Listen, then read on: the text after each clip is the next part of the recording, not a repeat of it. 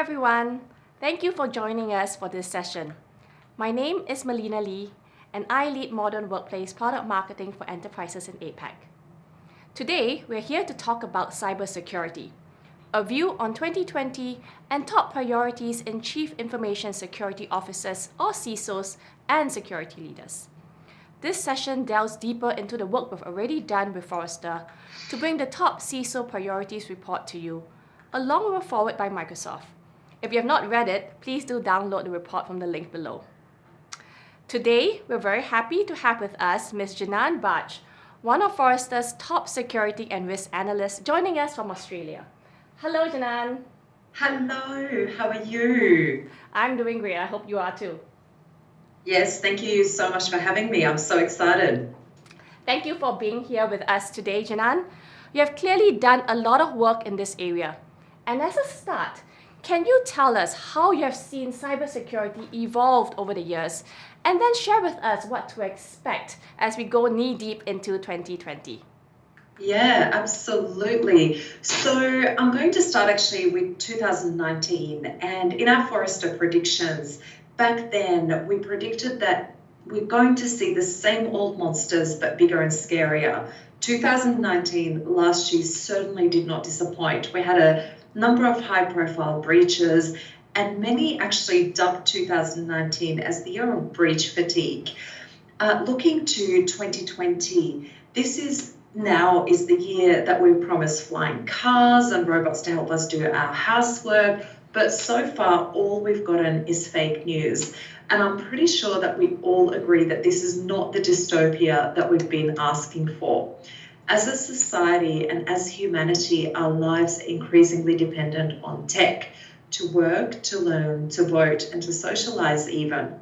But that dependence is also making our technology, and therefore all of us as humans on this webinar, a target. It's increasingly becoming clear that cybersecurity decisions that you are all making in your organizations have got broader societal implications than ever before. Therefore, when we wrote our 2020 predictions, which I'm going to share with you in just one moment, we didn't talk about technology. We are not, and I'm not going to today, we did not talk about things like blockchain, machine learning, AI, for very simple reasons. These are just tools in your toolbox, but they're not ultimately the things that you as leaders have to worry about. The things that you have to worry about as security leaders in 2020 and beyond is how these things, these technologies are going to change the experiences of all of our lives, your employees' lives, your consumers, your citizens' lives, for the better or for the worse. But before we do all of this, before I get to our 2020 predictions, let's have a look at the events of the last decade that have led us here. And, guys, I've been in cybersecurity for 20 years, and I can tell you that it has not always been so hot and so glamorous. And we all need to remember this. It's very important to remember, reflect on the past to make sure that we keep on evolving. In fact, before 2010, cybersecurity was quite an insular domain. No one really cared about this until, of course, something went wrong or something didn't work, devices blew up due to malware. But by about 2017, 2018, cybersecurity experts, CISOs, they became a fixture, for lack of a better word, in boardrooms and in newsrooms. So the last 10 years, so this is the decade when cybersecurity finally went mainstream. The iPad launched in January 2010. I can't believe that was exactly 10 years ago. Facebook's IPO happened in 2012, and Windows 10 launched in July 2015. And finally, everybody adopted the cloud. So what ended up happening from a cybersecurity perspective? Let's have a look at that. There's a couple of notable things. First of all, I want to share the phrase of the decade, which was, we take your privacy and security seriously. And this, of course, did not happen until there was a breach. And then suddenly organizations are taking privacy and security seriously. And for all of you security leaders that have been doing this for a long time like me, you know exactly what I'm talking about. Then, of course, there was the excuse of the decade for all of these breaches that happened. Apparently, sophisticated attackers bypass security controls. But we all know that when you look a little bit deeper, actually, these attacks were not always so sophisticated. There's always some kind of a human element that was involved. There was misconfigurations. There were poorly selected passwords. Not that sophisticated, actually. And then outside of all of these breaches, there were a couple of watershed moments that I just want to remind all of us about. The kill chain by Lockheed Martin happened and suddenly made security a lot more accessible. It helped everybody create a taxonomy that could explain what has happened and why it happened. So that was definitely a very good thing, as well as I do want to mention the kill chain, the APT1 report. That was another thing that ended up really closing the communication gap between technical and non-technical security audiences, which is a very important thing. Some very big breaches, Target, Sony, Sing Health, the malware of the decade. I do want to note WannaCry and NotPetya. They definitely won the ransomware champions of the decade. And I want to share with you some of my favorite statistics, because that's something we're going to be talking about over the next hour. Back in 2010, the lack of visibility and influence was the #1 challenge for security and risk leaders. For 51% of them, in fact, that's what they were struggling with. Now, a decade later, this has dropped down to 21%. We are certainly no longer struggling, we're no longer jumping up and down to get attention. In fact, some would argue we have too much attention, but back to that soon. And if you're a CISO back in 2010, you were either deemed technical or non-technical, which is very, very unhelpful, led to lots of errors in prioritization, and thankfully the world is a little bit more sophisticated, and I will touch on that soon. That's the past. We can put that aside. We've learned a lot from it. So let's talk about the future. What are we expecting in 2020? And at least for the next 12 months. So this is, again, from my research on predictions for the coming years. So I'm going to share 3 with you. Number 1, we're going to see a 15% growth in anti-surveillance technology, which is being driven by mass data collection that's becoming increasingly uncomfortable actually for your customers, for citizens, and for society, in spite of sometimes good intention of this data collection. So let's talk about mass data collections. We all know that organizations are looking for unique sources of information to give them a competitive advantages. And looking internally for this information and data is no longer enough. Organizations are stepping outside to get data such as weather, traffic, social media listening. In fact, 56% of organizations last year told us that they're going to be expanding their ability to source data. And to do this, they've now got some really funky new roles to do this, such as a job role called data hunter, and the supply side response, resulting in a booming data economy where we, the humans, are the products, and puts you, security leaders, in quite a precarious position.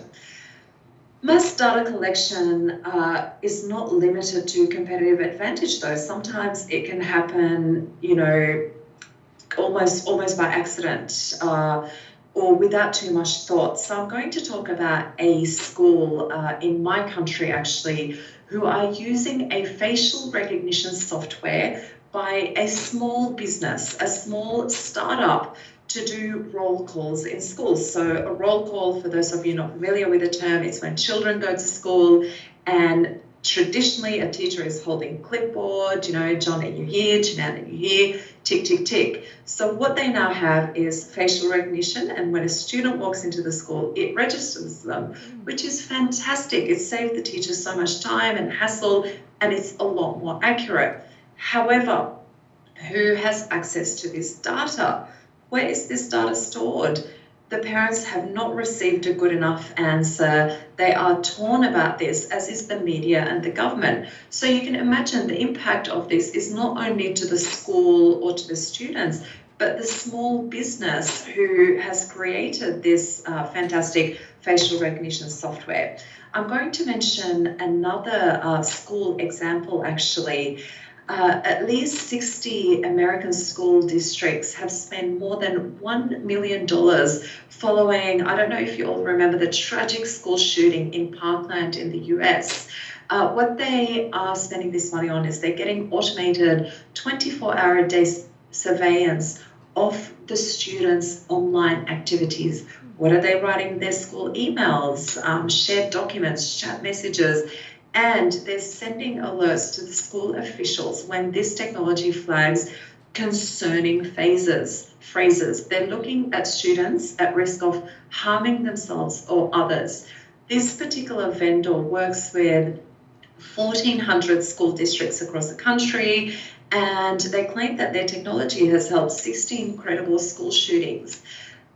You can't really argue with that. This is a very difficult thing to argue with. But again, if I go back to this issue of privacy, what about the how would you feel if your children were being surveyed in that way? So that is the surveillance economy that is occurring at the moment. And then there's things, a lot simpler actually, such as automatic license plate readers, which are, according to law enforcement and the small vendors of all of this, they're crime-solving technologies. But according to Electronic Frontier Foundation and some consumer groups, these are detailed surveillance systems which could, for example, allow the police to track people as they travel to and from sensitive places like rehab centres. This does not sit well with everybody. And, as you can see, the intent of a lot of this surveillance is often positive. We don't always consider the consequences, but at what point does this get creepy? And, I sometimes have to ask the question, is it just us who get disturbed about this by nature of our profession of being security people? And so I looked a little bit at our Forrester data, and actually, no. It turns out that 23% of online adults are what we call skeptical protectionists. These people are not security people like us. They're normal citizens and consumers who are saying no. They do not trust the system. They do not trust organizations. They do not trust governments to be keeping their information secure. So they've taken matters into their own hand. And this is probably going to be one of the very few security presentations that we're going to see that mentions fashion. But I am going to mention fashion. This picture of a jumper that you see in front of you was created actually by a small business. It's called Adversarial Fashion, and it is clothing that's designed to fool seemingly good doing, for example, license plate readers. It comes in dresses, in jumpers, in t-shirts, and basically it introduces garbage data into license plate readers because consumers are a little bit fed up with this massive amount of surveillance. So, it's interesting. That's where our prediction comes from, that we expect to see a 15% growth actually in this anti-surveillance economy. A lot of us are already using VPNs, ad blockers, password managers to protect our privacy and stop us from being surveyed. But it's getting a little bit more sophisticated. There are now makeup kits that are posted online that will help you fool facial recognition software. We are seeing the anti-surveillance innovation politically, where protesters in various regions of the world are using cash so that they don't get tracked. They're using secure messaging applications. so on and so forth. So what does this mean for businesses? I think in particular, and I will talk a lot more about what this means for us as security leaders, but I do want to touch on what it means for a business. Yeah, that'll be great. Thank you. Yeah, thanks, Melina. I know that's something you wanted to cover, and I really want to note it as well.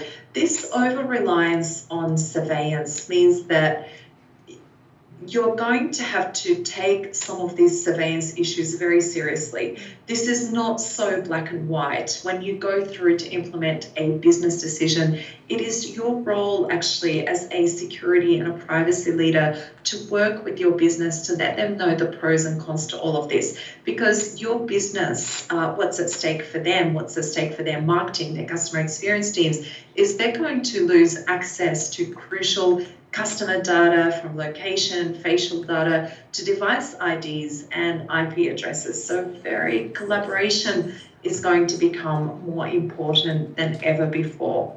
And I'll touch on that a little bit later. Thank you, Jinan. So the next one is my prediction number 2.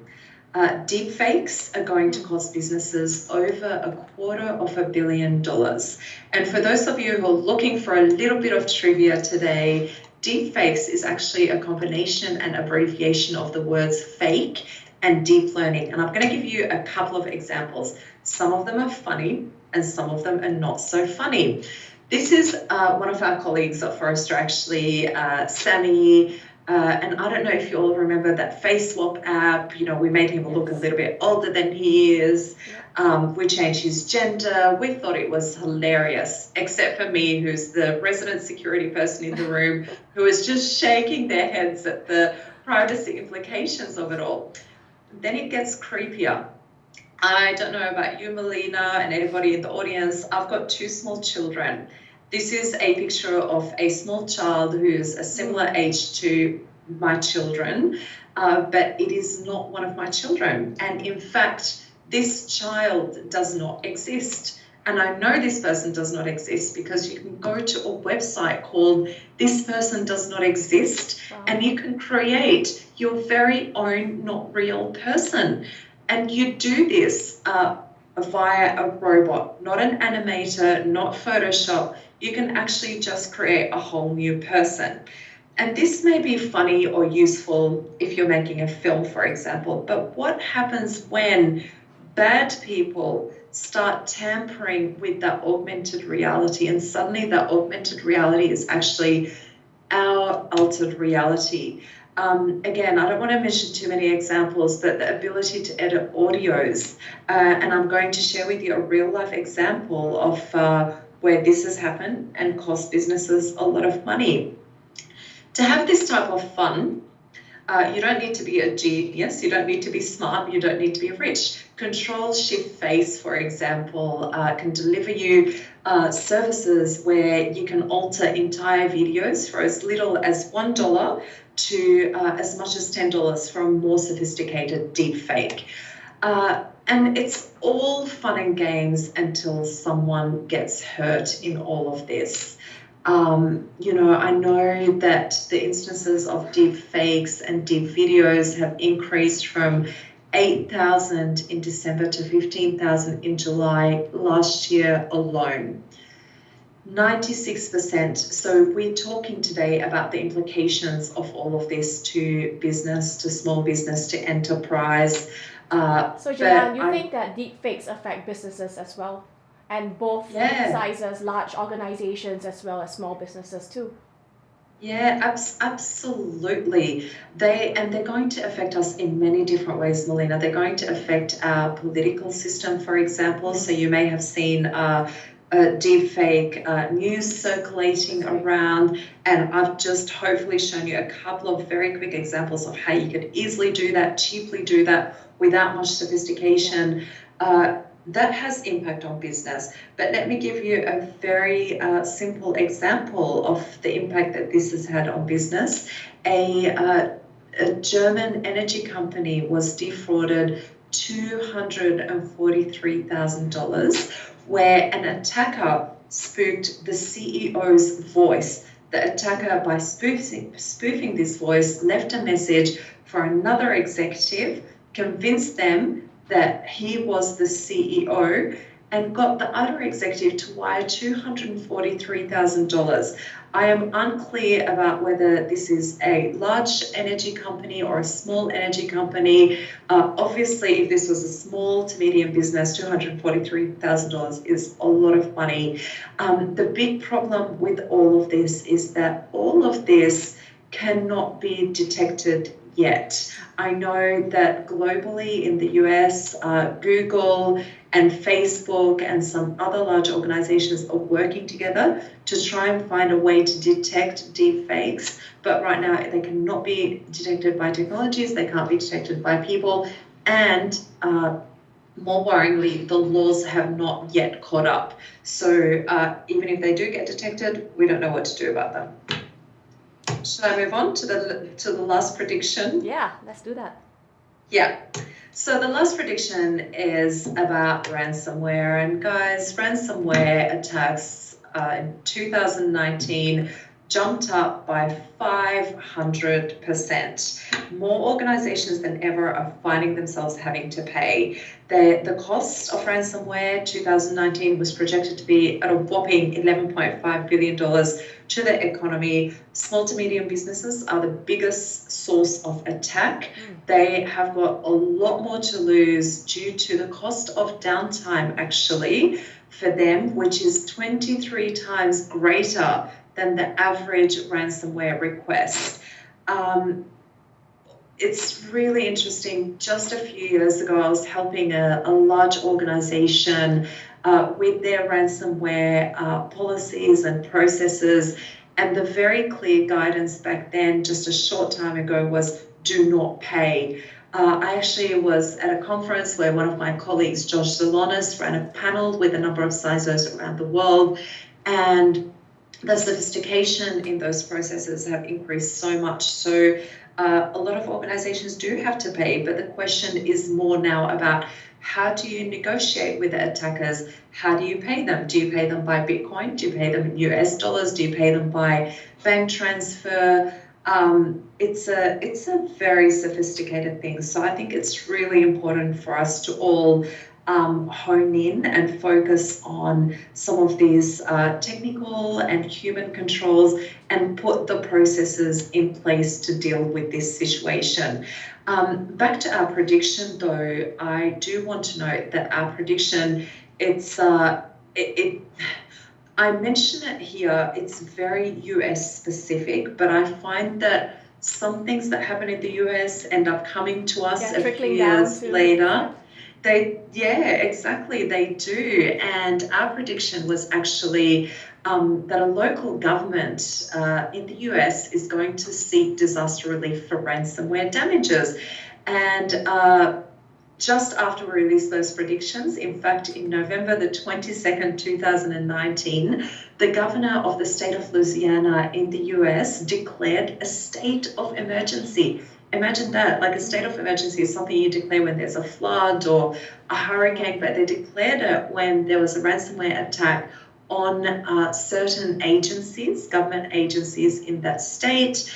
And because they made this a declaration, then the government had to allocate assistance to the state to give them cybersecurity experts and tools and technologies to deal with this. Wow. So really important for us to just keep an eye on this, but more broadly, ransomware. It's not cool. Yeah, so I guess, even though the prediction is for governments, but the target is any organization, large or small. Oh, and small organizations. Like that's my key concern. And what I worry about, Melina, is just the world at large. We're not doing enough research and support for small to medium business actually on how to deal with many security issues, that this in particular worries me. Now that we know the trends, could you delve deeper into what our CISOs and security leaders in APAC should prioritize? Yeah, absolutely. And just before I do that, I want to quickly talk about the research process that I went through to come up with actually our executive spotlight research, which we released middle to late last year. So some of you may know this. I was with Forrester back in 2010 and worked very closely with our Security and Risk Leadership Board, where we work with some of the world's largest companies and their CISOs. As part of that role, every 6 months since 2010, we've been surveying those CISOs and understanding actually what are your top challenges. So I created the first research on this back in 2010, and when I came back to Forrester a few years later, I decided to analyze the 2019 priorities and create the same research again. And we've worked with Microsoft to have created a little bit deeper dive into that research for you, and therefore this session today. So that's the context of this research. But why I'm sharing this with you is, again, it's been amazing for me to see what has changed between now and 2011 and what hasn't. So, and this is worrying, and I can't wait to share with you. But again, just taking a step back, I want to talk about these CISOs, and I want to talk about the concept that I mentioned earlier. You know, back in the olden days, if you're a CISO, you're a technical CISO or you're a non-technical CISO. We are busting that myth. This is very unhelpful.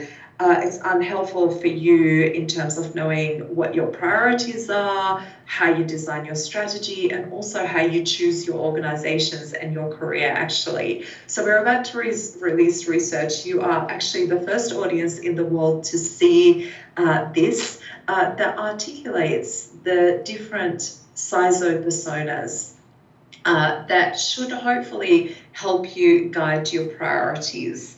And we've broken them down. The 6 are, we could spend a whole webinar on this, and I promise you I won't do that, even though I'm very excited about it. We have got transformational CISOs, post-breach CISOs, tactical and operational experts, compliance gurus, steady state, and customer-facing evangelists. So what type of CISOs do you typically see in our region? I'm so glad you asked. So for years in our region, and look, our region is so vast, it really depends on what country. But I'm just going to make a vast generalization here. I see in our particular region at the moment, we are still full of tactical and operational experts and compliance gurus and steady state CISOs. This is very important. We are looking at very specific controls, quite often technical. We've been very busy addressing day-to-day tactical activities and meeting some compliance requirements. However, what a lot of my research and conversations are showing is that as a region, we've really underinvested in cybersecurity, and we can no longer afford to do so. A lot of the world's business is coming out of this region.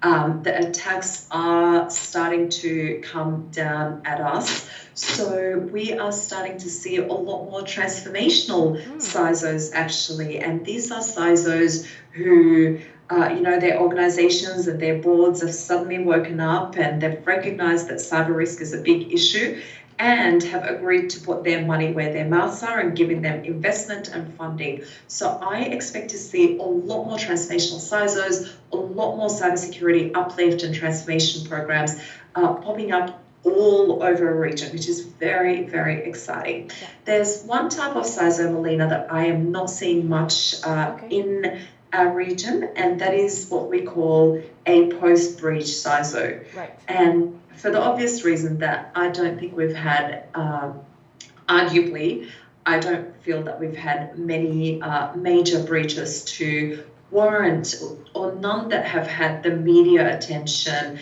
and the global impact, actually, that things such as, even when WannaCry happened, by the time it reached us in Asia Pacific, it was actually the weekend. So we were not as impacted as other regions of the world. So it hasn't really hit us that badly. Whereas in the US, we see a lot more of them, post-breach CISO, and a lot more transformational CISOs. Thank you. And moving on, just to hone in on the point actually that this is no longer a debate between technical and non-technical, and the move away from, purely technical CISOs. One of the questions in our large surveys is, what do you do as a CISO? Think about your typical day and what do you spend your day doing?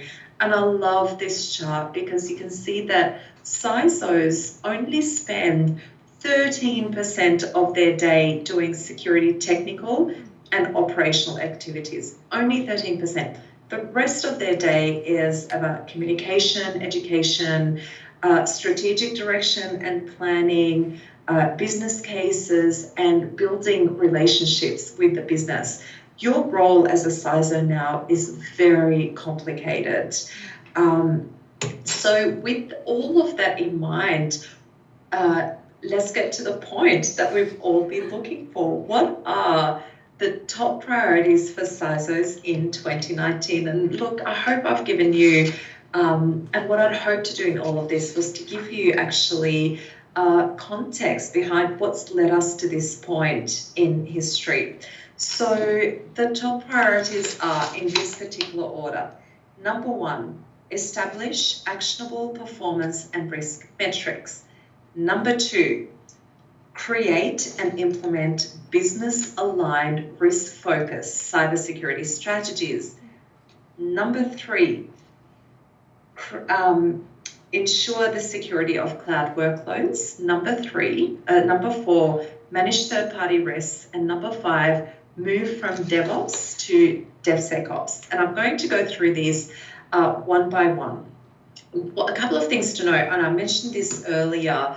CISOs have failed to resolve some familiar challenges, and this is one of the most interesting things of this research for me.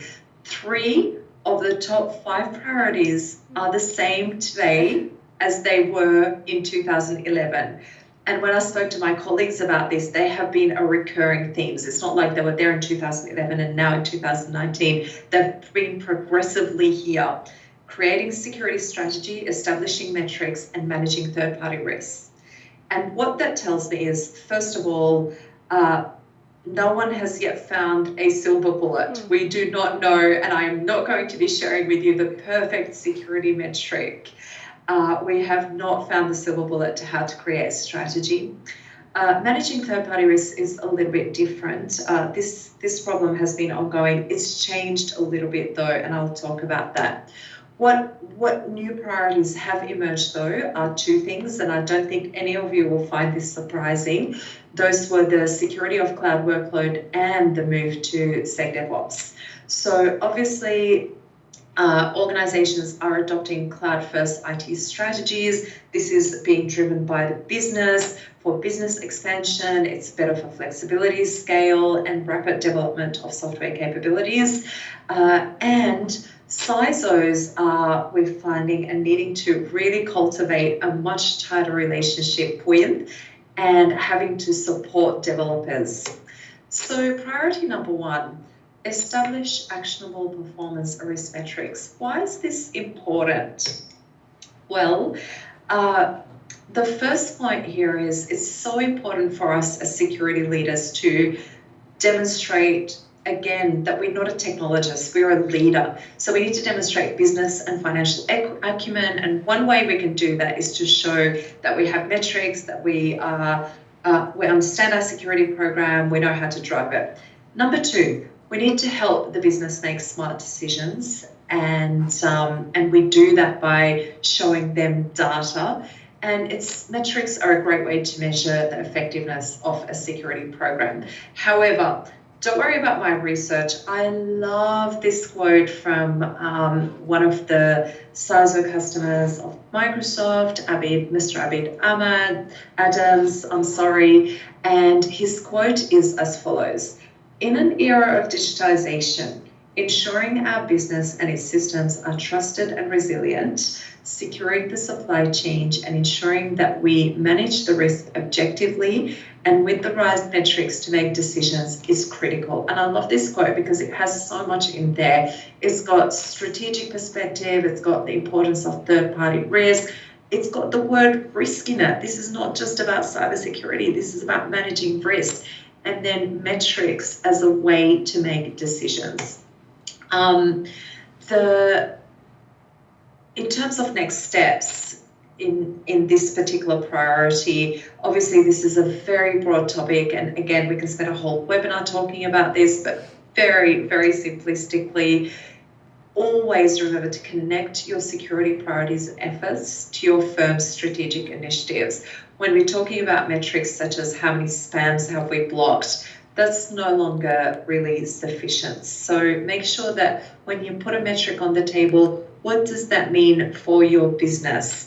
And when we're talking about the contribution to the business, we're talking about your organization's ability to win, serve, and retain customers. And always look at metrics from the view of strategic, operational, and tactical metrics. Because I haven't got a full hour to talk about metrics, and you won't be able to see this on the screen, but hopefully you'll be provided with a copy of this. I'll provide you with a sample actually of some Zero Trust security strategic metrics, just so that you know what I'm talking about when I'm talking about that linkage. And I've also provided you with some helpful Forrester research that's created by some of my colleagues, Chase Cunningham and Jeff Pollard's. One of my absolute favorites is Remove the Mystery from Metrics, where Jeff Pollard articulates a brilliant methodology for how to design metrics. And remember, there's no silver bullet, there's no perfect metric. Don't spend 12 months in creating this, just go out there and do it. Number 2, one of my absolute favorites, create and implement business-aligned security strategies and roadmaps.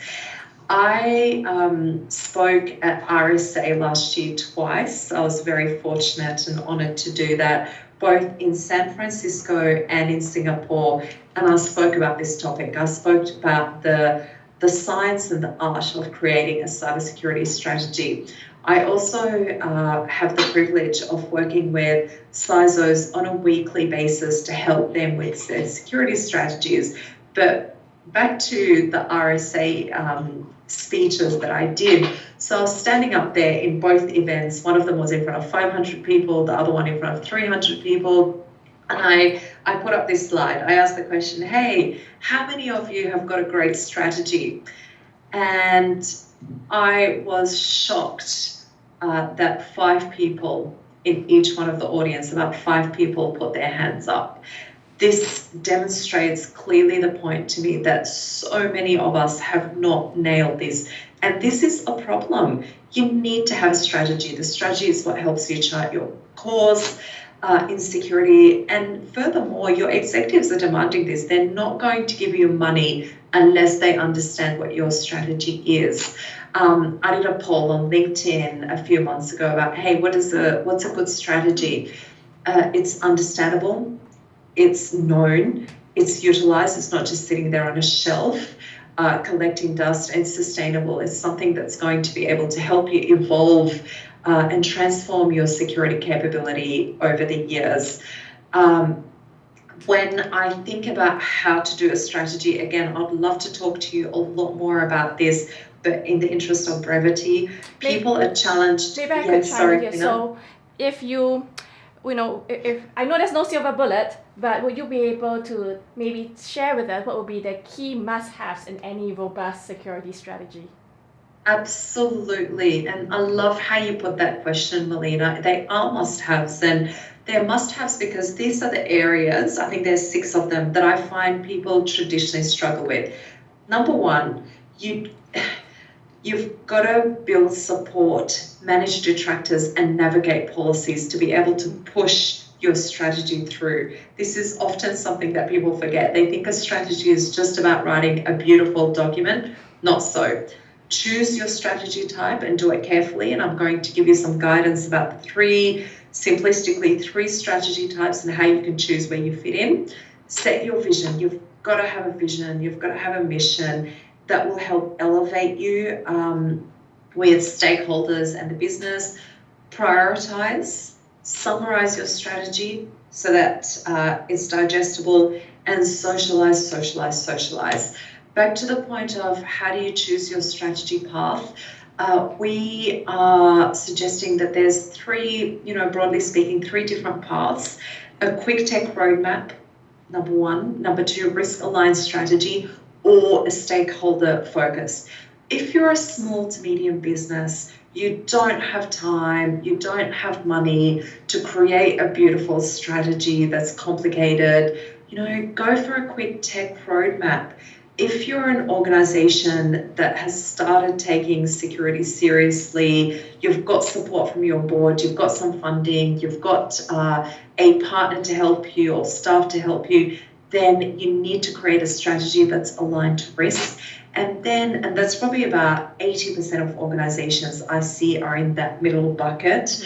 There's maybe about 5% of organizations that I speak to who are creating what I'm calling stakeholder-focused strategy. So they co-create their strategy with their stakeholders, and their stakeholders are not security and IT people only. They can be the board, they can be the business, and at times they're engaging with their customers.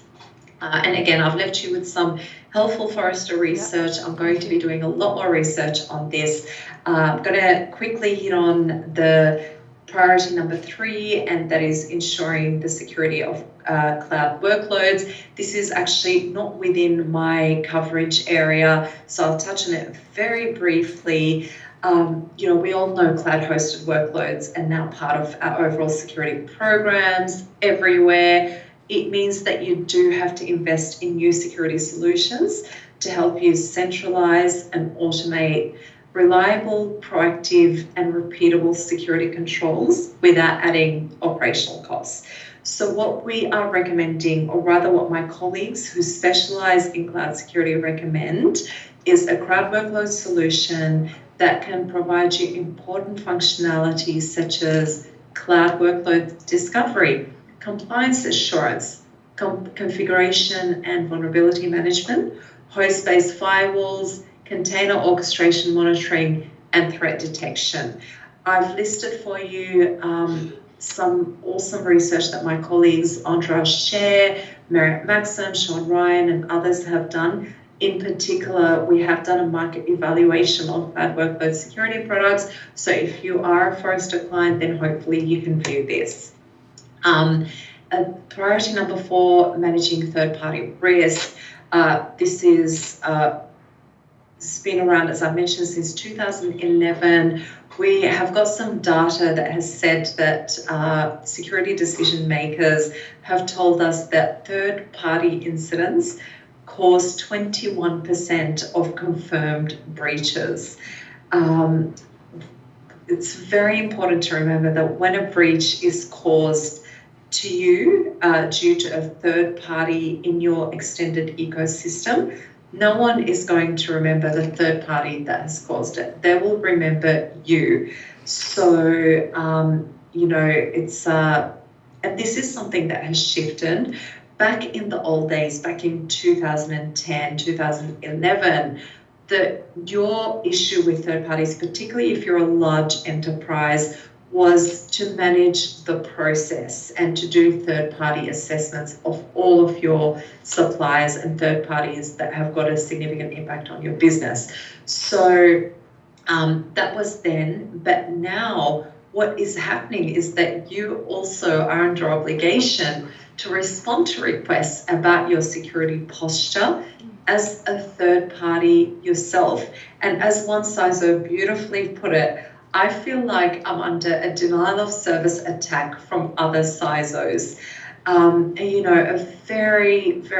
this is applicable particularly if you are a small to medium business. I can't even imagine the amount of requests that you get. So it affects the entire ecosystem, large organization as well as small organizations.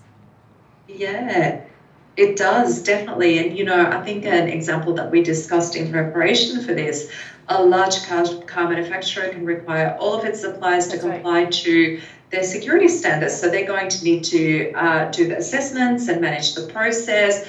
But all of these suppliers are going, they may be small to medium businesses. They have to respond to not only that particular car manufacturer, but so many others. So what do we do about this? In this, process and technology are very important. So use solutions that are going to help you do the upfront prioritization work. What third parties are important to you, what controls are important to you. You've really got to minimize the volume and the noise of third parties. Consider obviously solutions also to automate your questionnaire distributions. If you are small to medium business or an enterprise that's getting bombarded by this, actually, certifications like ISO 27001, 27002 carry weight specifically for this purpose. And on a broader scale, increase the lobbying efforts with regulators and industry bodies to create common assessment frameworks, so we're not all being asked to do different things. Now, the last one that I'm definitely, I'm just going to glance on just out of courtesy, priority number 5, it is the move from DevOps to DevSecOps. And, I'm finding, again, this is not an area of expertise for me. It is actually one of my colleagues, Amy DeMartine and Sandro Corelli. The journey that we are finding is, first of all, we are starting to see more developers aware of the impact of their development efforts on the customer experience, on security, actually. The second part of the journey is stressing the importance of secure application lifecycle investment in automation. So automation is starting to become more adopted. The risk implication of not doing this properly is started to get more elevated. Then the adoption of DevSecOps practices. And then for very sophisticated organizations, we're seeing the creation or joining bug bounty programs for extra help in finding some of the more elusive flaws in applications. Thank you, Jinan. This has been very insightful for us, and I'm sure our customers will agree. We are now open for questions. Please do post your questions in the chat window for us to share with Jinan and have her answer them for you. Thank you all for your time.